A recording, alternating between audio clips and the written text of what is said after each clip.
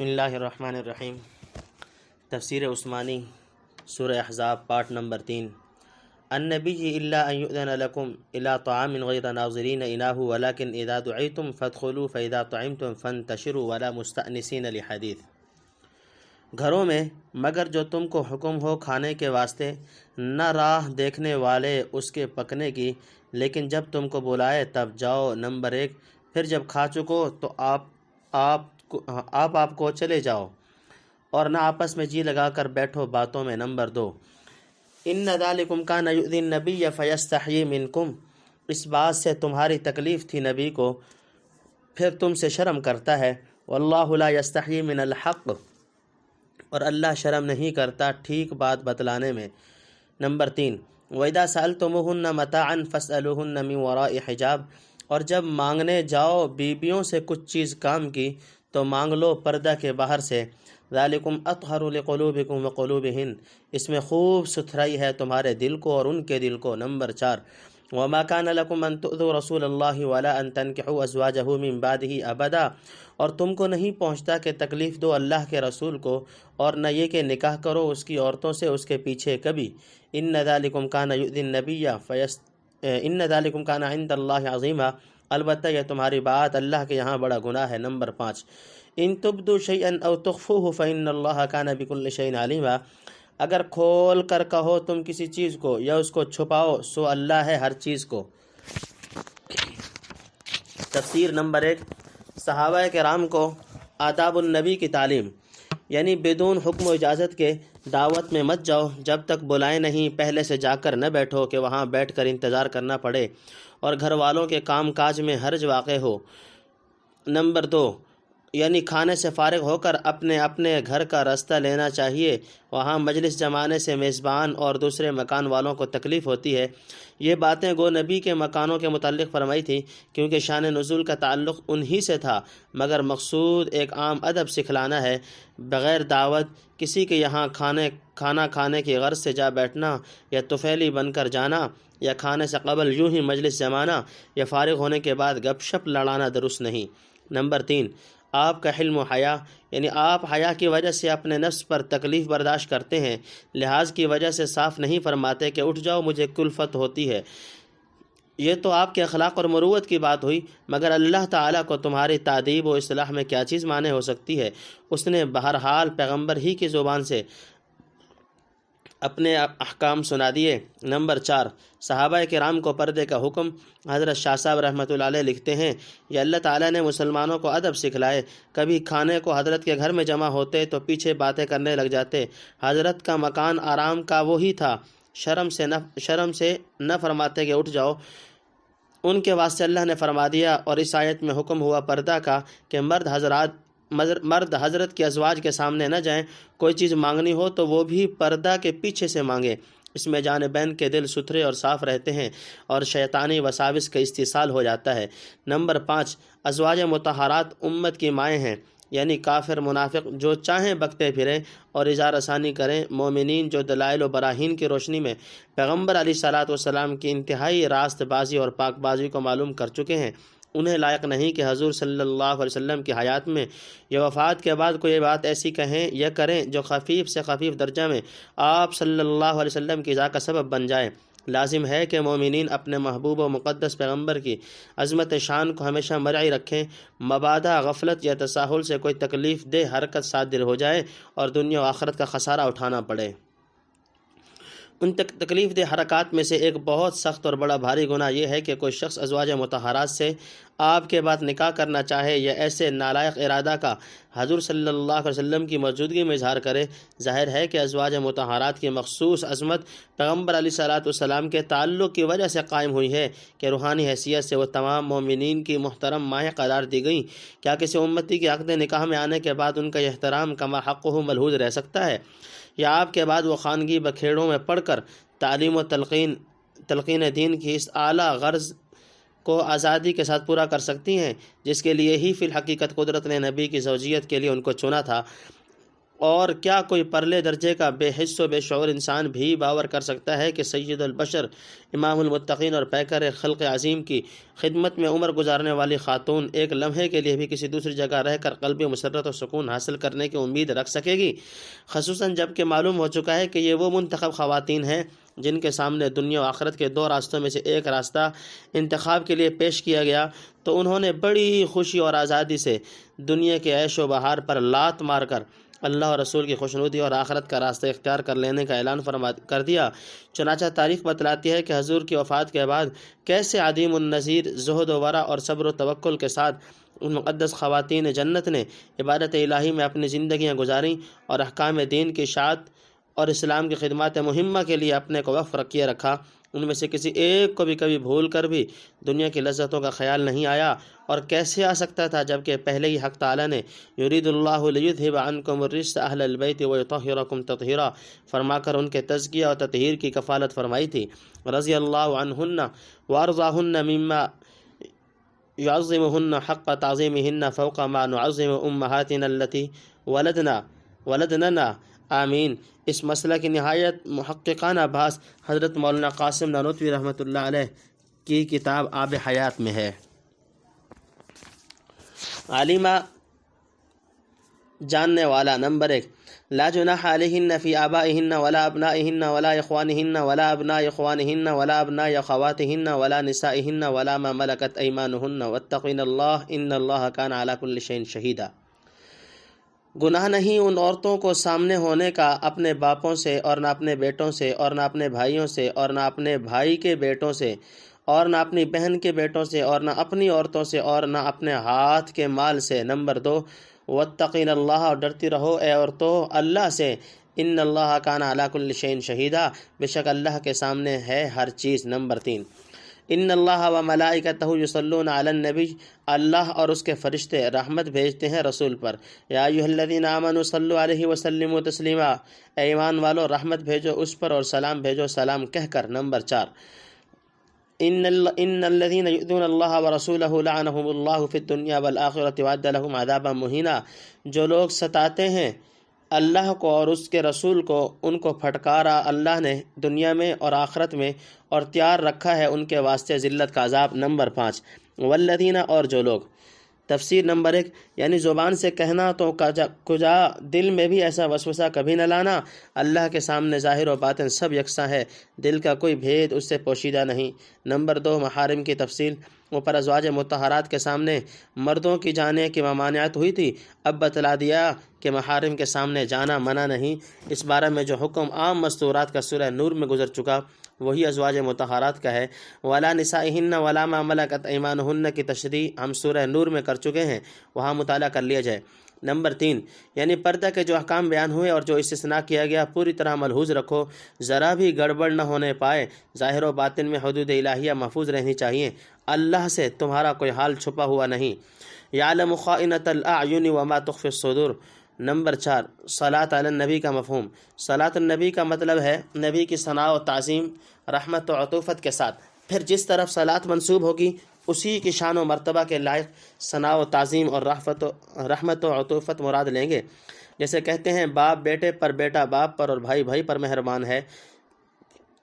یہ ہر ایک دوسرے سے محبت کرتا ہے، تو ظاہر ہے جس طرح کی محبت اور مہربانی باپ کی بیٹے پر ہے، اس نوعیت کی بیٹے کی باپ پر نہیں، اور بھائی کی بھائی پر ان دونوں سے جداگانہ ہوتی ہے۔ ایسے ہی یہاں سمجھ لو اللہ بھی نبی کریم صلی اللہ علیہ وسلم پر صلاۃ بھیجتا ہے، یعنی رحمت و شفقت کے ساتھ آپ صلی اللہ علیہ وسلم کی ثنا اور اعزاز و اکرام کرتا ہے، اور فرشتے بھی بھیجتے ہیں، مگر ہر ایک کی صلاۃ اور رحمت و تکریم اپنی شان و مرتبہ کے موافق ہوگی۔ حضرت صلی اللہ علیہ وسلم پر مومنین کی صلاۃ۔ آگے مومنین کو حکم ہے کہ تم بھی صلاۃ و رحمت بھیجو، اس کی حیثیت ان دونوں سے علیحدہ ہونی چاہیے۔ علماء نے کہا کہ اللہ کی صلاۃ رحمت بھیجنا اور فرشتوں کی صلاۃ استغفار کرنا اور مومنین کی صلاۃ دعا کرنا ہے۔ حدیث میں ہے کہ جب آیت نازل ہوئی صحابہ رضی اللہ تعالی عنہم نے عرض کیا یا رسول اللہ، سلام کا طریقہ تو ہمیں معلوم ہو چکا، یعنی نماز کے تشہد میں جو پڑھا جاتا ہے السلام علیکم ایھا النبی ورحمۃ اللہ وبرکاتہ، صلاۃ کا طریقہ بھی ارشاد فرما دیجئے جو نماز میں پڑھا کریں۔ آپ نے یہ درود شریف تلقین کیا: اللہم صلی علی محمد وعلی آل محمد کما صلیت علی ابراہیم وعلی آل ابراہیم انک حمید مجید، اللہم بارک علی محمد وعلی آل محمد کما بارکت علی ابراہیم وعلی آل ابراہیم انک حمید مجید۔ غرض یہ ہے کہ حق تعالیٰ نے مومنین کو حکم دیا کہ تم بھی نبی پر صلاۃ یعنی رحمت بھیجو۔ نبی نے بتلا دیا کہ تمہارا بھیجنا یہی ہے کہ اللہ سے درخواست کرو کہ وہ اپنی بیش از بیش رحمتیں ابد الآباد تک نبی پر نازل فرماتا رہے، کیونکہ اس کی رحمتوں کی کوئی حد و نہایت نہیں۔ یہ بھی اللہ کی رحمت ہے کہ اس کی درخواست پر جو مزید رحمتیں نازل فرمائے وہ ہم عاجز و ناچیز بندوں کی طرف منسوب کر دی جائیں، گویا ہم نے بھیجی ہیں، حالانکہ ہر حال میں رحمت بھیجنے والا وہی اکیلا ہے۔ کسی بندہ کی کیا طاقت تھی کہ سید الانبیاء کی بارگاہ میں ان کے رتبہ کے لائق تحفہ پیش کر سکتا۔ حضرت شاہ صاحب رحمۃ اللہ علیہ لکھتے ہیں کہ اللہ سے رحمت مانگنی اپنے پیغمبر پر اور ان کے ساتھ ان کے گھرانے پر بڑی قبولیت رکھتی ہے، ان پر ان کے لائق رحمت اترتی ہے، ایک دفعہ مانگنے سے 10 رحمتیں اترتی ہیں مانگنے والے پر، اب جس کا جتنا جی چاہے اتنا حاصل کرے۔ تنبیہ: صلاۃ النبی کے متعلق مزید تفصیلات ان مختصر فوائد میں نہیں سما سکتی، شروع حدیث میں مطالعہ کی جائیں، اور اس بات میں شیخ شمس الدین سخاوی کا رسالہ القول البدیع فی صلاۃ علی الحبیب الشفیع قابل دید ہے۔ ہم نے شرح صحیح مسلم میں بقدر کفایت لکھ دیا ہے، فالحمدللہ علی ذالک۔ نمبر 5، اللہ اور اس کے رسول صلی اللہ علیہ وسلم کو ستانے والے ملعون ہیں۔ اوپر مسلمانوں کو حکم تھا کہ نبی کریم صلی اللہ علیہ وسلم کی ایذا کا سبب نہ بنے، بلکہ ان کی انتہائی تعظیم و تکریم کریں، جس کی ایک صورت صلاۃ و سلام بھیجنا ہے۔ اب بتلایا کہ اللہ اور رسول کو ایذا دینے والے دنیا و آخرت میں ملعون و مطرود اور سخت رسوا کن عذاب میں مبتلا ہوں گے۔ اللہ کو ستانا یہی ہے کہ اس کے پیغمبروں کو ستائیں یا اس کی جناب میں نالائق باتیں کہیں۔ یؤذون المؤمنین والمؤمنات بغیر ما اکتسبوا فقد احتملوا بہتانا و اثما مبینا۔ تہمت لگاتے ہیں مسلمان مردوں کو اور مسلمان عورتوں کو بدون گناہ کیے تو اٹھایا انہوں نے بوجھ جھوٹ کا اور صریح گناہ کا۔ نمبر 1، یا ایھا النبی قل لازواجک و بناتک و نساء المؤمنین یدنین علیہن من جلابیبہن، اے نبی کہہ دو اپنی عورتوں کو اور اپنی بیٹیوں کو اور مسلمانوں کی عورتوں کو کہ نیچے لٹکا لیں اپنے اوپر تھوڑی سی اپنی چادریں۔ نمبر 2، ذالک ادنی ان یعرفن فلا یؤذین، اس میں بہت قریب ہے کہ پہچانی پڑیں تو کوئی ان کو نہ ستائے، اور ہے اللہ بخشنے وکان اللہ غفور الرحیم، اور ہے اللہ بخشنے والا مہربان۔ نمبر 3، لئن لم ينتهي المنافقون والذين في قلوبهم مرض والمرجفون في المدينة لنغرينك بهم ثم لا يجاورونك فيها الا قليلا، البتہ اگر باز نہ آئے منافق اور جن کے دل میں روگ ہے۔ نمبر 4، اور جھوٹی خبریں اڑانے والے مدینہ میں۔ نمبر 5، لنغرينك بهم، تو ہم لگا دیں گے تجھ کو ان کے پیچھے، ثم لا یجاورونک فیہا الا قلیلا، پھر نہ رہنے پائیں گے تیرے ساتھ اس شہر میں مگر تھوڑے دنوں۔ ملعونین اینما ثقفوا اخذوا وقتلوا تقتیلا، پھٹکارے ہوئے جہاں پائے گئے پکڑے گئے اور مارے گئے جان سے۔ نمبر 6، سنت اللہ فی الذین خلو من قبل، دستور پڑا ہوا ہے اللہ کا ان لوگوں میں جو پہلے ہو چکے ہیں۔ ولن تجد لسنت اللہ تبدیلا، اور تو نہ دیکھے گا اللہ کی چال بدلتی۔ نمبر 7، یسألک الناس عن الساعہ قل انما، لوگ تجھ سے پوچھتے ہیں قیامت کو، تو کہہ۔ تفسیر۔ نمبر 1، منافقین کی ادارہ ثانی، یہ منافق تھے جو پیٹھ پیچھے بدگوئی کرتے، رسول کی آپ کی ازواج طاہرات پر جھوٹ طوفان اٹھاتے، جیسا کہ سورہ نور میں گزر چکا۔ آگے بعض ایذاؤں کے انسداد کا بندوبست کیا گیا ہے جو مسلمان عورتوں کو ان کی طرف سے پہنچتی تھیں۔ روایت میں ہے کہ مسلمان مستورات جب ضروریات کے لیے باہر نکلتیں، بدمعاش منافق طاق میں رہتے اور چھیڑ چھاڑ کرتے، پھر پکڑے جاتے تو کہتے ہم نے سمجھا نہیں تھا کہ کوئی شریف عورت ہے، لونڈی باندھی سمجھ کر چھیڑ دیا تھا۔ نمبر 2، عورتوں کو پردے کا حکم، یعنی بدن ڈھانپنے کے ساتھ چادر کا کچھ حصہ سر سے نیچے چہرہ پر بھی لٹکا لیں۔ روایت میں آیا ہے کہ اس آیت کے نازل ہونے پر مسلمان عورتیں بدن اور چہرہ چھپا کر اس طرح نکلتی کہ صرف ایک آنکھ دیکھنے کے لیے کھلی رہتی تھی۔ اس سے ثابت ہوا کہ فتنہ کے وقت آزاد عورت کو چہرہ بھی چھپا لینا چاہیے۔ لونڈی باندیوں کو ضرورت شدیدہ کی وجہ سے اس کا مکلف نہیں کیا، کیونکہ کاروبار میں حرج عظیم واقع ہوتا ہے۔ نمبر 3، آزاد عورتوں کا پردہ۔ حضرت شاہ صاحب رحمۃ اللہ علیہ لکھتے ہیں کہ یعنی پہچانی پڑیں کہ لونڈی نہیں بیوی ہے، صاحب ناموس بدذات نہیں نیک بخت ہے، تو بدنیت لوگ اس سے نہ الجھیں، گھونگھٹ اس کا نشان رکھ دیا۔ یہ حکم بہتری کا ہے، آگے فرما دیا اللہ ہے بخشنے والا مہربان، یعنی باوجود اہتمام کے کچھ تقصیر رہ جائے تو اللہ کی مہربانی سے بخشش کی توقع ہے۔ تکمیل۔ یہ تو آزاد عورتوں کے متعلق انتظام تھا کہ انہیں پہچان کر ہر ایک کا حوصلہ چھیڑنے کا نہ ہوا اور جھوٹے عذر کرنے کا موقع نہ رہے۔ آگے عام چھیڑ چھاڑ کی نسبت دھمکی دی، خواہ بیوی سے ہو یا لونڈی سے۔ نمبر 4، یعنی جن کو بد نظری اور شہوت پرستی کا روگ لگا ہوا ہے۔ نمبر 5، جھوٹی خبریں اڑانے والے۔ یہ غالباً یہود ہیں جو اکثر جھوٹی خبریں اڑا کر اسلام کے خلاف پروپیگنڈا کیا کرتے تھے، اور ممکن ہے کہ منافق ہی مراد ہوں۔ نمبر 6، یہود پر مسلمانوں کے غلبے کی خبر، یعنی اگر اپنی حرکتوں سے باز نہ آئے تو ہم آپ کو ان پر مسلط کر دیں گے تاکہ چند روز میں ان کو مدینہ سے نکال باہر کریں اور جتنے دن رہیں ذلیل و مرعوب ہو کر رہیں۔ چنانچہ یہود نکالے گئے اور منافقوں نے دھمکی سن کر شاید اپنا رویہ بدل دیا ہوگا، اس لیے سزا سے بچے رہے۔ حضرت شاہ صاحب رحمۃ اللہ لکھتے ہیں کہ جو لوگ بدنیت تھے مدینہ میں عورتوں کو چھیڑتے، ٹوکتے اور جھوٹی خبریں اڑاتے، مخالفوں کے زور اور مسلمانوں کے ضعف و شکست کی، ان کو یہ فرمایا۔ نمبر 7، یعنی عادت اللہ یہی رہی ہے کہ پیغمبر کے مقابلے میں جنہوں نے شرارتیں کی اور فتنے فساد پھیلائے اسی طرح ذلیل و خوار یا ہلاک کیے گئے۔ یہ مطلب ہے کہ پہلی کتابوں میں بھی یہ حکم ہوا ہے کہ مفسدوں کو اپنے درمیان سے نکال باہر کرو، جیسے کہ حضرت شاہ صاحب رحمۃ اللہ علیہ تورات سے نقل فرماتے ہیں۔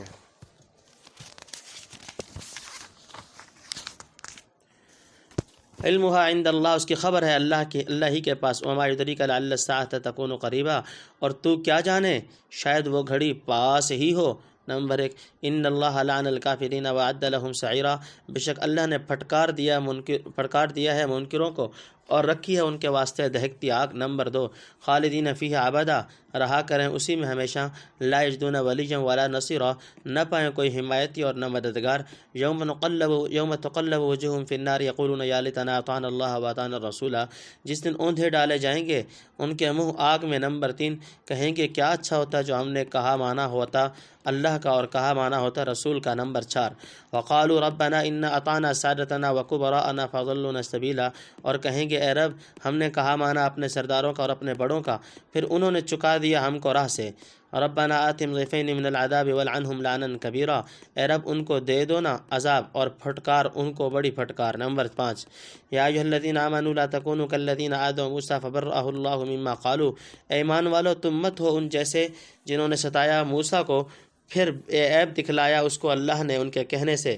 وکان عند اللہ وجیہا، اور تھا اللہ کے یہاں آبرو والا۔ نمبر 6، یا اے تفسیر۔ نمبر 1، قیامت کے قرب کی خبر۔ گو قیامت کے وقت کی ٹھیک تعین کر کے اللہ نے کسی کو نہیں بتلایا مگر یہاں اس کے قرب کی طرف اشارہ کر دیا۔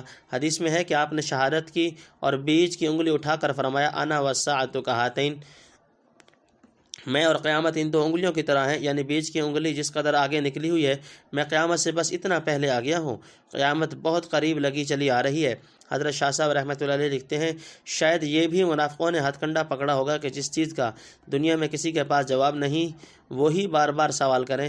اس پر یہاں ذکر کر دیا، اور ممکن ہے جو پہلے جو فرمایا تھا لعنہم اللہ فی الدنیا والآخرۃ وأعد لهم عذابا مہینا، اس پر بطور تکذیب و استہزاء کے کہتے ہوں گے کہ وہ قیامت اور آخرت کب آئے گی جس کی دھمکیاں دی جاتی ہیں، آخر اس کا کچھ وقت تو بتاؤ۔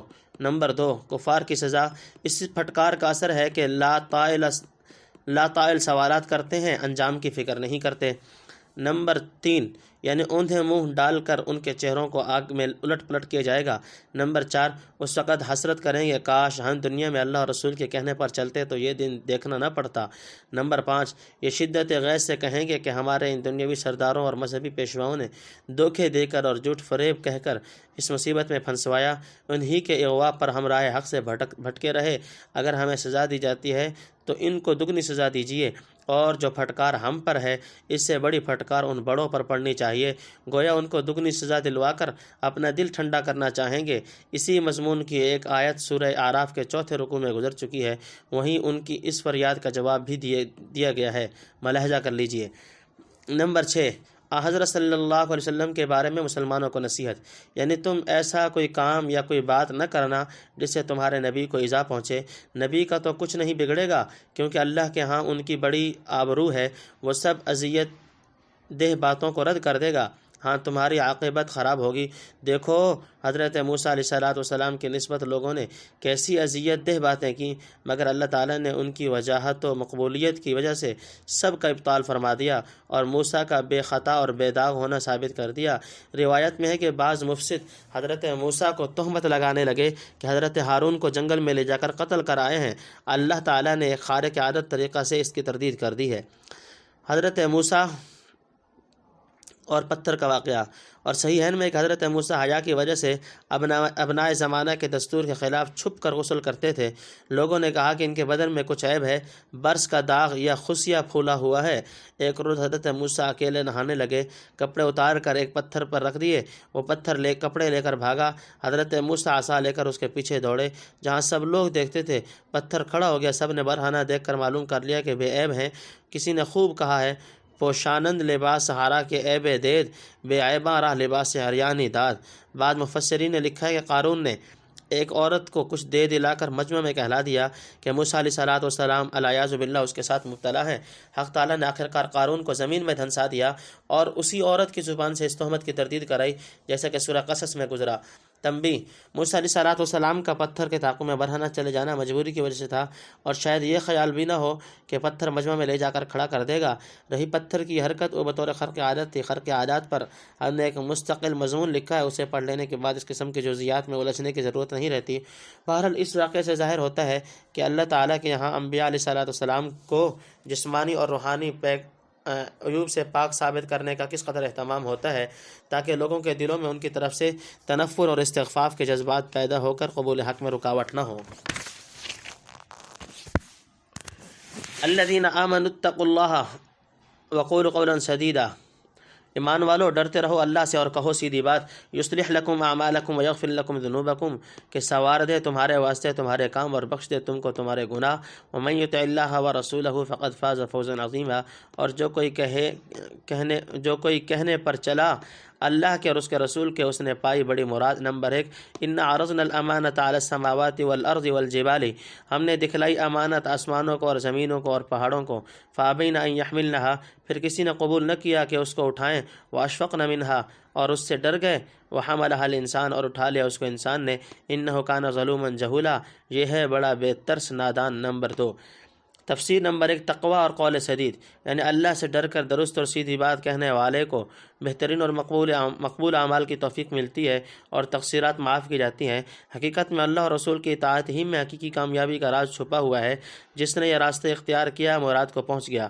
نمبر 2، اللہ کی امانت اور انسان یعنی ستم کر دیے، جو بوجھ آسمان زمین اور پہاڑوں سے نہ اٹھ سکتا تھا، اس نادان نے اپنے نازک کندھوں پر اٹھا لیا۔ آسمان بار امانت نتوانست کشید قرع فال بنام من دیوانہ زدند۔ حضرت شاہ صاحب رحمۃ اللہ لکھتے ہیں، یعنی اپنی جان پر ترس نہ کھایا۔ امانت کیا ہے؟ پرائی چیز رکھنی اپنی خواہش کو روک کر۔ آسمان و زمین وغیرہ میں اپنی خواہشیں کچھ نہیں، یا ہے تو وہی ہے جس پر قائم ہے۔ انسان میں خواہش اور ہے اور حکم خلاف اس کے۔ اس پرائی چیز یعنی حکم کو برخلاف اپنے جی کے تھامنا بڑا زور چاہتا ہے۔ اس کا انجام یہ ہے کہ منکر کو قصور پر پکڑا جائے اور ماننے والوں کا قصور معاف کیا جائے۔ اب بھی یہی حکم ہے کہ کسی کی امانت کوئی جان کر ضائع کر دے تو بدلہ یعنی ضمان دینا پڑے گا، اور بے اختیار ضائع ہو جائے تو بدلہ نہیں۔ مزح، اصل یہ ہے کہ حق تعالیٰ نے اپنی ایک خاص امانت مخلوق کی کسی نوع میں رکھنے کا ارادہ کیا، جو اس امانت کو اگر چاہے تو اپنے سعی و کسب اور قوت بازو سے محفوظ رکھ سکے اور ترقی دے سکے، تاکہ اس سلسلہ میں اللہ کے ہر قسم کی شؤون و صفات کا ظہور ہو۔ مثلاً اس نوع کے جو افراد امانت کو پوری طرح محفوظ رکھیں اور ترقی دیں، ان پر انعام و اکرام کیا جائے گا۔ جو غفلت یا شرارت سے ضائع کر دیں ان کو سزا دی جائے گی، اور جو لوگ اس بارہ میں قدر کوتاہی کریں ان سے عفو و درگزر کا معاملہ ہو۔ امانت کیا چیز ہے؟ میرے خیال میں یہ امانت ایمان و ہدایت کا ایک تخم ہے جو قلوب بنی آدم میں بکھیرا گیا ہے، جس کو مابہ تکلیف بھی کہہ سکتے ہیں۔ لا ایمان لمن لا امانت له، اس کی نگہداشت اور تردد کرنے سے ایمان کا درخت اگتا ہے۔ گویا بنی آدم کے قلوب اللہ کی زمینیں ہیں، بیج بھی اسی نے ڈال دیا ہے۔ بارش برسانے کے لیے رحمت کے بادل بھی اس نے بھیجے، جن کے سینوں سے وحی الہی کی بارش ہوئی۔ آدمی کا فرض یہ ہے کہ ایمان کے اس بیج کو جو امانت الہیہ ہے ضائع نہ ہونے دے، بلکہ پوری سعی و جہد اور تردد و تفقد سے اس کی پرورش کرے۔ مبادا غلطی یا غفلت سے بجائے درخت اگنے کے بیج بھی سوخت ہو جائے، اسی کی طرف اشارہ ہے۔ حذیفہ رضی اللہ تعالیٰ عنہ کی حدیث میں ان الامانۃ نزلت من السماء فی جذر قلوب الرجال ثم علموا من القرآن الحدیث، یہ امانت وہی تخم ہدایت ہے جو اللہ کی طرف سے قلوب رجال میں تہ نشین کیا گیا، پھر علوم قرآن و سنت کی بارش ہوئی، جس سے اگر ٹھیک طور پر انتفاع کیا جائے تو ایمان کا پودا اگے، بڑھے، پھولے، پھلے اور آدمی کو اس کے ثمرہ شیریں سے لذت اندوز ہونے کا موقع ملے۔ اگر انتفاع میں کوتاہی کی جائے تو اسی قدر درخت کے ابھرنے اور پھولنے پھلنے میں نقصان رہے، یا بالکل غفلت برتی جائے تو سرے سے تخم بھی برباد ہو جائے۔ یہ امانت تھی جو اللہ تعالیٰ نے زمین و آسمان اور پہاڑوں کو دکھلائی، مگر کس میں استعداد تھی کہ جو اس امانت عظیمہ کو اٹھانے کا حوصلہ کرتا؟ ہر ایک نے بلسان حال یا بزبان قال ناقابل برداشت ذمہ داریوں سے ڈر کر انکار کر دیا کہ ہم سے یہ بار نہ اٹھ سکے گا۔ خود سوچ لو کہ بجز انسان کے کون سی مخلوق ہے جو اپنے کسب و محنت سے اس تخم ایمان کی حفاظت و پرورش کر کے ایمان کا شجر بار آور حاصل کر سکے۔ فی الحقیقت عظیم الشان امانت کا حق ادا کر سکنا اور ایک افتادہ زمین کو جس میں مالک نے تخم ریزی کر دی تھی خون پسینہ ایک کر کے باغ و بہار بنا لینا، اسی ظلم و جہول انسان کا حصہ ہو سکتا ہے جس کے پاس زمین قابل موجود ہے اور محنت و تردد کر کے کسی چیز کو بڑھانے کی قدرت اللہ تعالیٰ نے اس کو عطا فرمائی ہے۔ ظلم و جہول کی تفسیر۔ ظلم و جہول ظالم و جاہل کا مبالغہ ہے۔ ظالم و جاہل وہ کہلاتا ہے جو فی الفعل عدل اور علم سے خالی ہو مگر استعداد و صلاحیت ان صفات کے حصول کی رکھتا ہو۔ بس جو مخلوق بد فطرت سے علم و عدل کے ساتھ متصف ہے اور ایک لمحہ کے لیے بھی یہ اوصاف اس سے جدا نہیں ہوئے، مثلاً ملائکۃ اللہ، یا جو مخلوق ان چیزوں کے حاصل کرنے کی صلاحیت ہی نہیں رکھتی، مثلاً زمین، آسمان، پہاڑ وغیرہ، ظاہر ہے کہ دونوں اس امانت الہیہ کے حامل نہیں بن سکتے۔ بے شک انسان کے سوا جن ایک نوع ہے جس میں فی الجملہ استعداد اس کے تحمل کی پائی جاتی ہے، اور اس لیے وما خلقت الجن والانس الا لیعبدون میں دونوں کو جمع کیا گیا۔ لیکن انصاف یہ ہے کہ ادائے حق امانت کے استعداد ان میں اتنی ضعیف تھی کہ حمل امانت کے مقام میں چندہ قابل ذکر اور درخور اعتناب نہیں سمجھے گئے، گویا وہ اس معاملے میں انسان کے تابع قرار دیے گئے ہیں جن کا نام مستقل طور پر لینے کی ضرورت نہیں۔ واللہ تعالی اعلم بالصواب۔ سورہ احزاب۔ لیعذب اللہ المنافقین والمنافقات والمشرکین والمشرکات ویتوب اللہ علی المؤمنین والمؤمنات وکان اللہ غفورا رحیما، تاکہ عذاب کرے اللہ منافق مردوں کو اور عورتوں کو اور شرک والے مردوں کو اور عورتوں کو، اور معاف کرے اللہ ایماندار مردوں کو اور عورتوں کو، اور ہے اللہ بخشنے والا مہربان۔ نمبر 1، میرے نزدیک اس جگہ ویتوب اللہ علی المؤمنین الی آخری کے معنی معاف کرنے کے لیے نہ لیے جائیں بلکہ ان کے حال پر متوجہ ہونے اور مہربانی فرمانے کے لیے تو بہتر ہے، جیسے لقد تاب اللہ علی النبی والمہاجرین میں لیے گئے ہیں۔ یہ تو مومنین کاملین کا بیان ہوا، اور وکان اللہ غفور الرحیم میں قاصرین و مقصرین کے حال کی طرف اشارہ فرما دیا۔ واللہ تعالی عالم۔ نسأل اللہ تعالی ان یتوب علینا ویغفر لنا ویثیبنا بالفوز العظیم انہ جل جلالہ وعم نوالہ غفور الرحیم۔ تم سورۃ الاحزاب وللہ الحمد والمنہ۔ سورہ احزاب الحمدللہ مکمل ہو گئی۔